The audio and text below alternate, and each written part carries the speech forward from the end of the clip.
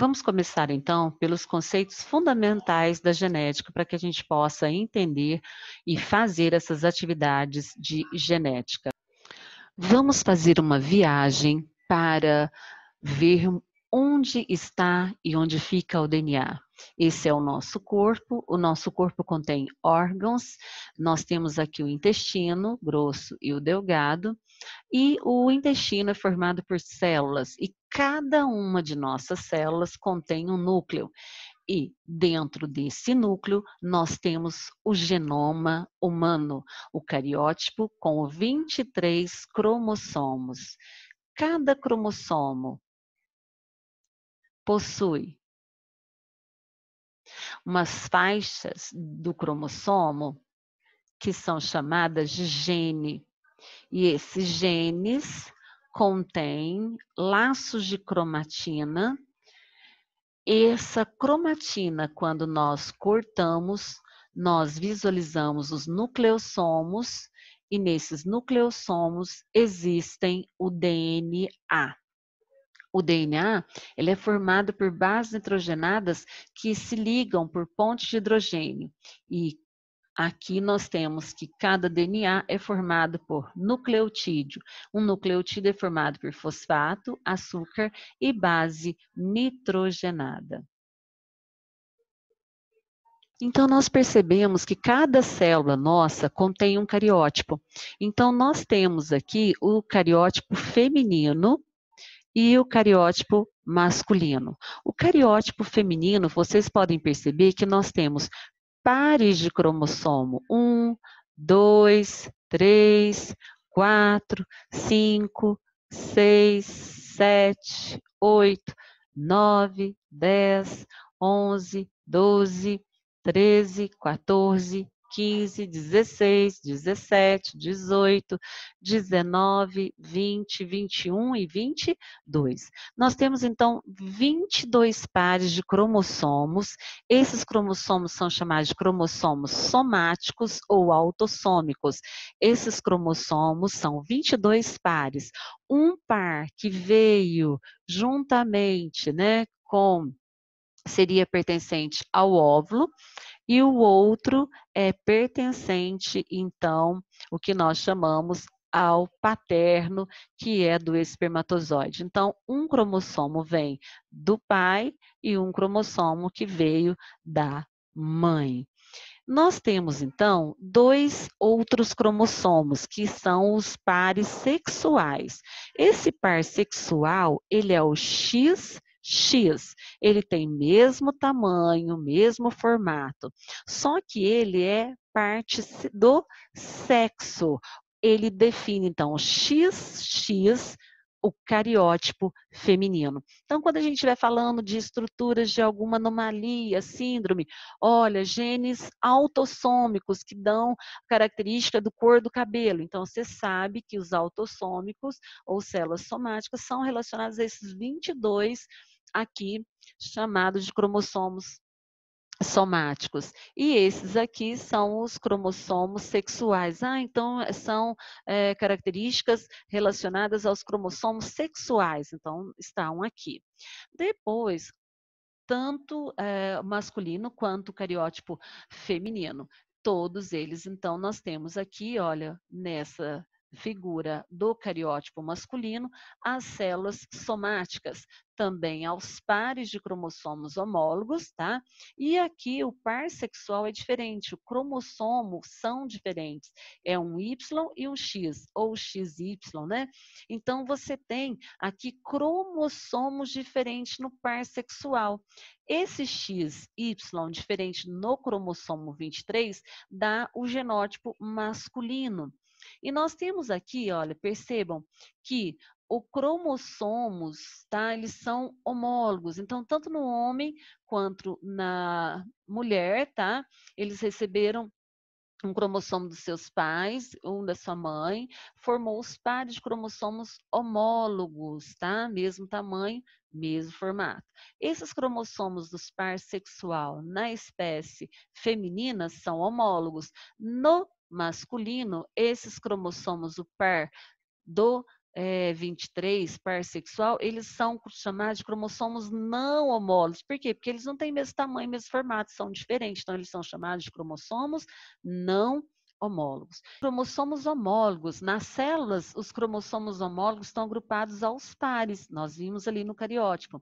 Só que, então, aqui, olha, nós temos os cromossomos são semelhantes em tamanho, o centrômero. Esses aqui, então, eu posso chamar que são homólogos. Mas esse com esse é os cromossomos não homólogos. Conceitos em genética, pois a genética é a área da biologia que estuda a hereditariedade e os mecanismos envolvidos na transmissão das características. Nós vimos que o cromossomo, eles estão aqui no caso, né? Esse cromossomo, ele tem aqui o gene. Esse gene está contido no DNA.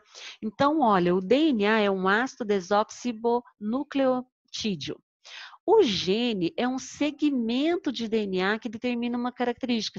Então, olha, aqui a gente está mostrando, mas poderia ser mais. Então, o segmento desse DNA aqui produz um tipo de RNA mensageiro que é codificado em uma proteína, em uma substância proteica que define uma característica genética do ser humano. Bom, então o gene é a unidade hereditária que nós temos, recebemos dos nossos pais.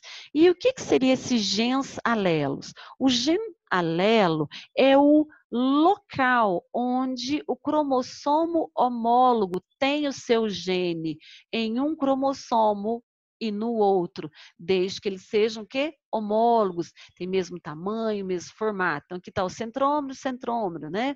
Tamanho, formato. Então, esse gene que está aqui, por exemplo, tem um outro gene com a mesma característica no outro cromossomo. Então, a gente chama isso de gene alelos. E o locus, tá? É o local definido ocupado pelo gene no cromossomo. Então, o loco aqui, o gene para condicionar cor de olhos. Então, possui esse loco. No mesmo loco aqui, a gente tem esse gene no cromossomo. Então, eles são chamados de genes alelos e estão no mesmo locus. Então, lembrando aqui, nós podemos representar por letras, mas não tem letrinha no nosso cromossomo, não, tá? Então, nós temos aqui, olha, aqui nós temos um alelo A, azão, A maiúsculo, e de cá um A maiúsculo também, azão. Então, os dois ocupam o mesmo loco genes, são genes alelos, condicionam uma características, e eles são chamados de homozigoto, porque os dois são do mesmo tamanho, são homozigoto, porque são chamados de letras maiúsculas. Bom, aqui eu tenho um gene que é azão e um azinho. Então, eles são diferentes, uma letra maiúscula, uma letra minúscula, eles são chamados de heterozigoto, porque tem uma letra maiúscula e uma letra minúscula. Azinho, azinho. Então, ele ocupa esse locus genes azinho, né? E eles são chamados de homozigoto, por quê? Porque também está em duplicidade, azinho, azinho, são homozigoto. Só que depois nós vamos ver que eles podem ser chamados de recessivos. Então, aqui eu tenho um cromossomo que veio do pai e um cromossomo que veio da mãe. Aqui eu tenho um gene A que eu recebi da minha mãe e um gene A que eu recebi do meu pai. E esse cromossomo agora homólogo, juntos, vão dar a característica que eu tenho herdada dos meus pais. Olha, finalizando, heterozigoto, então, ele possui alelos diferentes.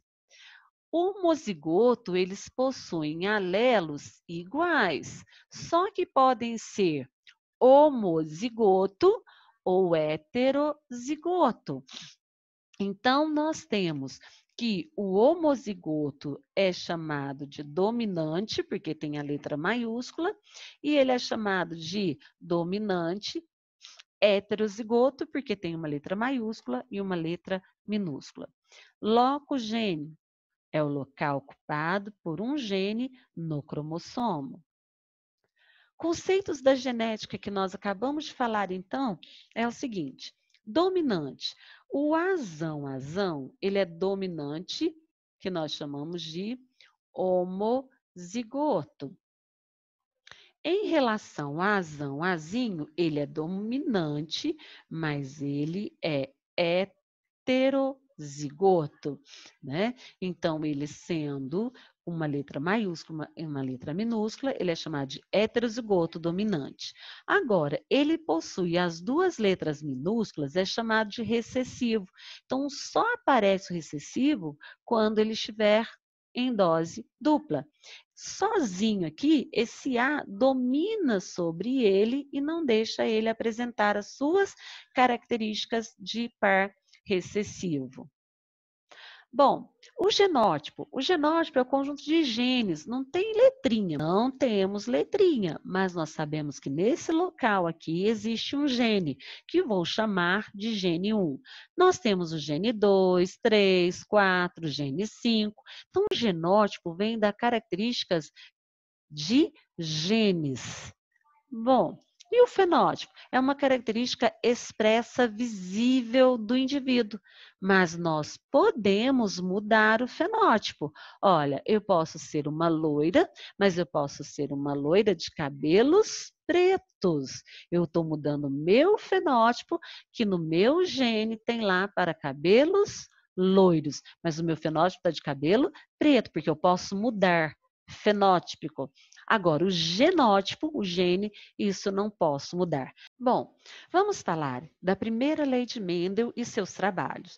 O Mendel, Gregor Mendel, tem uma história linda, mas ele morreu sem ser reconhecido da sua matemática, dos seus trabalhos e dos seus experimentos. E outra coisa, ele escolheu as ervilhas porque era fácil de cultivar, tinha uma geração curta para que ele pudesse observar essas gerações, tinha uma variedade bem definida de tipos de ervilhas e possuía 7 características com traços bem marcantes e alinhagens puras, que são que nós chamamos hoje de homozigotas. E ele podia fazer uma fecundação cruzada e observar os resultados. Os experimentos de Mendel, ele conseguiu, das características de forma da semente, ele percebeu que a semente lisa era dominante e que a enrugada era recessiva.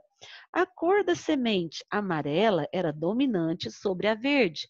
A cor da flor púrpura era dominante em relação à branca.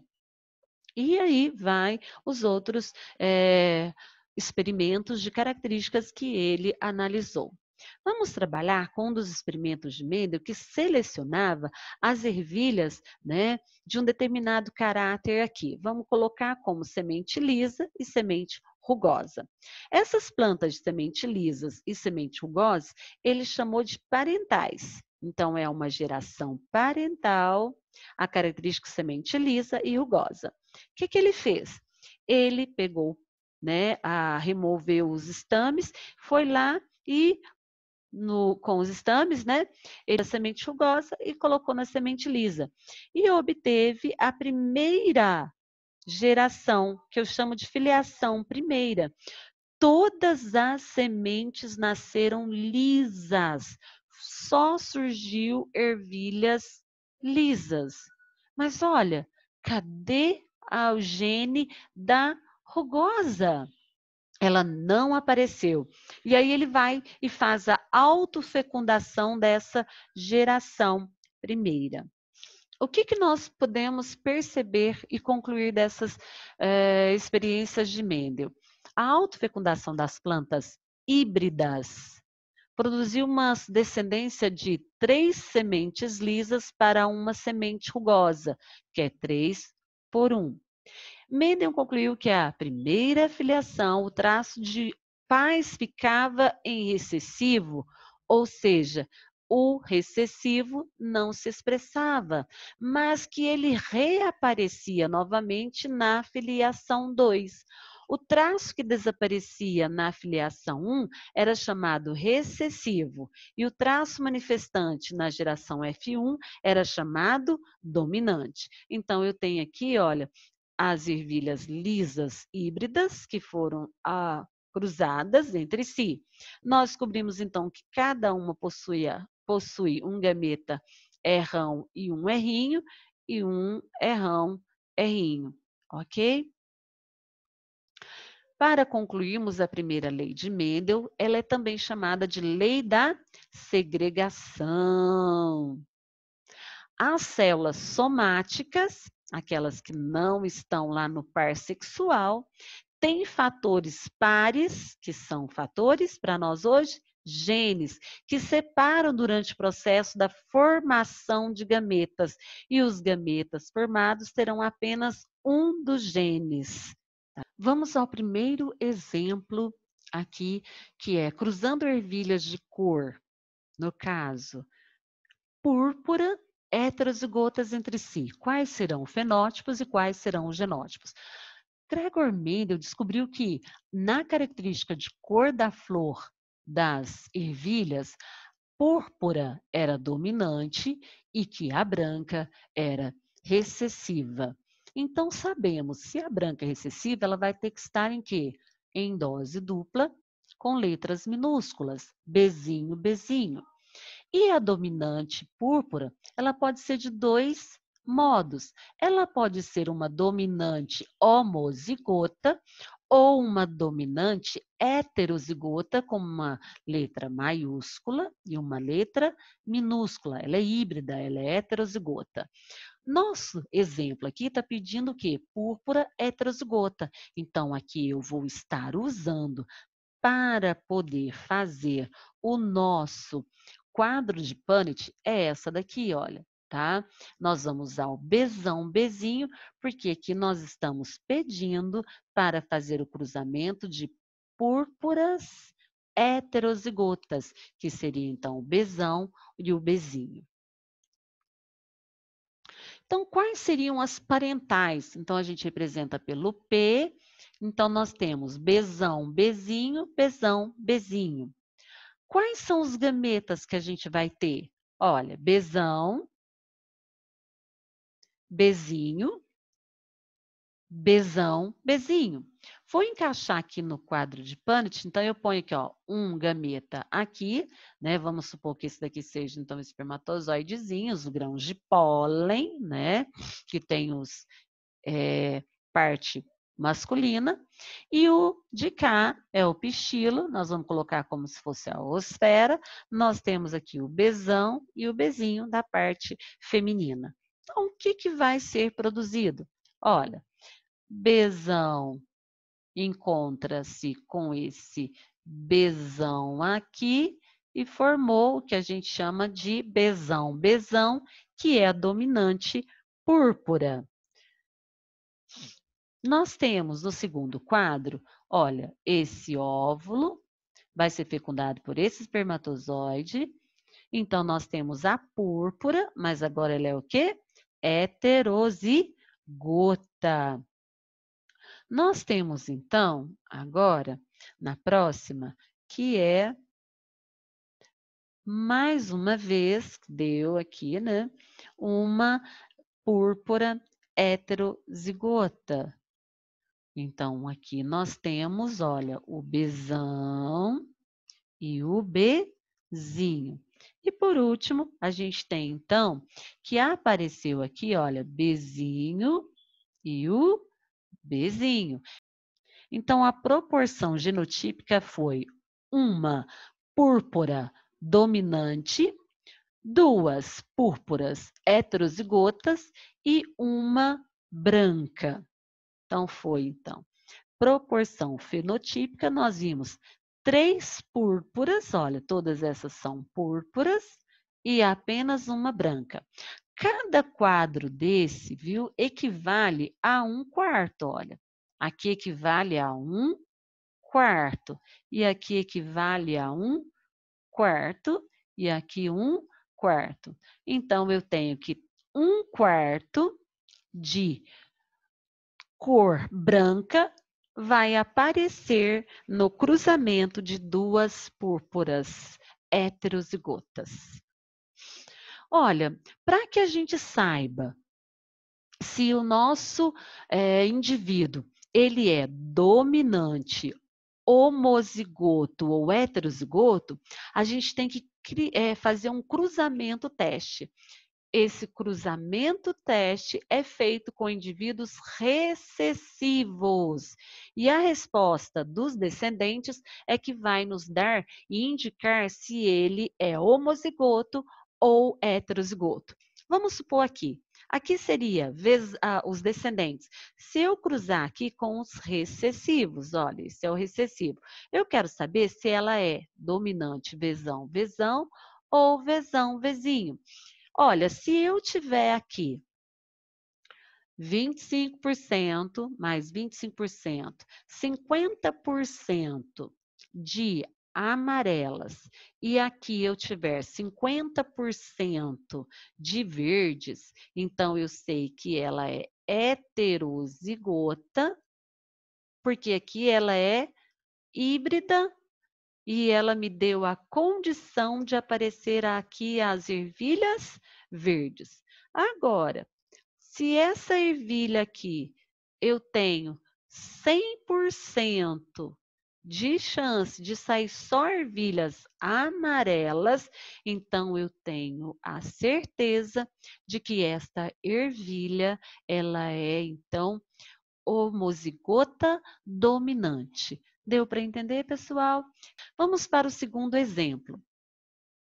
Vamos admitir que na espécie humana a cor castanha para cabelo seja condicionada pelo dominante elão, enquanto a cor loira é condicionada pelo alelo recessivo elinho. Então, nós temos aí essas características, onde o loiro vai dar a condição de elinho, elinho no seu par de genes, e o dominante castanho pode ser elão, elão, que eu tenho aqui homozigoto dominante, ou elão, elinho, que eu chamo de heterozigoto dominante. Então, qual que é a pergunta? É um indivíduo de cabelos castanhos heterozigoto. Então, eu já sei que eu vou usar esse tipo de genótipo aqui. Casa-se com uma mulher de genótipo idêntico ao seu, então ela também tem cabelos castanhos, então os dois são heterozigóticos dominantes. Então, qual é a probabilidade que esse casal tenha uma criança loira? Vamos ver qual é a probabilidade? Se eles podem ter uma criança loira? Olha, os parentais, a gente já sabe que são elão, elinho.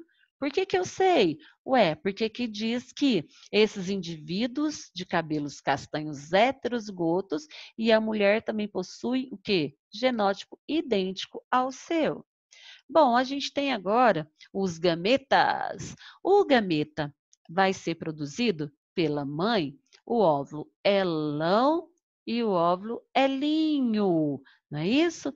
E nós temos aqui no masculino, o espermatozoide elão e o espermatozoide elinho. Já achei os gametas. Então, agora falta fazer o cruzamento. Nós temos, então, os gametas, né? Vamos colocar aqui, olha, o da mulher e o do homem. Então, aqui eu já coloquei para vocês, olha, dos meninos, né? O homem tem aqui, olha, o espermatozoide que carrega o gene que é o elão, aqui tem o gene que é o elinho. Aqui agora nós temos a mulher que tem o óvulo com o elão e o gene no óvulo aqui, que é o elinho. Bem, esses filhos podem ser, então, olha, elão, elão. Olha, eles vão ter o quê? Cabelos castanhos homozigotos. Este cruzamento aqui vai ter o elão e o elinho. De cá, eu tenho o elão, vai descer aqui, e o elinho. Bom, e aqui? Ora, aqui eu vou ter o elinho e aqui vem o Elinho. Então, nós temos aqui, cada quadro desse vale 1/4. Então, eu tenho 1/4 de chance de criança nascer com uma característica genotípica de elão-elão, que condiciona castanhos homozigoto. 1/4 de castanhos heterozigoto, 1/4 de castanhos heterozigotos e 1/4 que vai ser de loiros homozigoto recessivo. Olha, 1/4 é o mesmo que 25%. Então, quando eu falo aqui, eu posso dizer assim, olha, a proporção genotípica vai ser 1, 2, 1, mas 1 homozigoto dominante castanho, 2 heterozigoto castanho e 1 loiro.